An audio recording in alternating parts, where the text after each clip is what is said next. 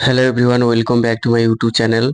सो आपण मैंने देखिपे जो बर्तमान जो केसटा चली टीजीटी ओडिया उपरे तो से केस उपरे आज डिस्कसन अच्छी।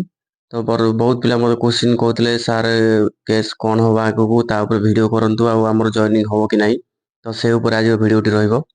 तो ये देखिपे आपण मैंने केस टाइप रही फाइलिंग नंबर रही 1201/2026 रेजिस्ट्रेशन नंबर रही।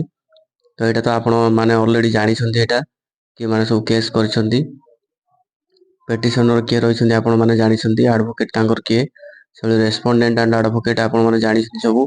तो ये डेट ऑफ फाइलिंग ये आई स्टाटस रही ये बिजनेस ऑन डेट एतिक रही 22/1/2026 हियरिंग डेट था 22/1/2026। तो ये देखिपे आपण मैंने ऑर्डर डेट रही। तो ये केसटा हूँ बर्तमान चलो तो केते दिन चलो से आम कहीपर नहीं। यहाँ हूँ आपंकर हाइकोर्ट उपरे जजकर उपर डिपेंड करुच्ची। तो जदि आम देखा अप्रोक्सीमेटली आपणकर केबे सुधा आपणकर जॉइनिंग हम देखो ये केस इफेक्ट किसी भी पड़ोनी आपणकर जॉइनिंग उपरे। तो ये केसटा केवल कर प्रोसेसटा को डिले करने। तो आपण मैंने व्यस्त विव्रत हूँ ना। तो टाइम टी लगे किंतु आपणकर जॉइनिंग देखो आपणकर जॉइनिंग आपणकर मार्च मास भीतर मार्च मास सुधा आपंकर ये केसटा जदि चलो फेब्रुआरी मास पर्यंत चली पारे। तो आपणकर मार्च मास सुधा आपणकर प्रोसेस जहाँ लगुच कंप्लीट हो। तो से इम्पोर्टाट केस नुह। तो यहाँ केवल जो मैंने कि अच्छा नहीं जो मानकर तो से ट्राए कर प्रोसेस को डिले करने।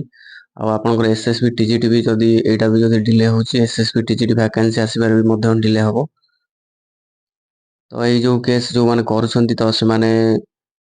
चाहूँ जे प्रोसेसटा को आम जेहतु आमर है आम भी कह करदबनी।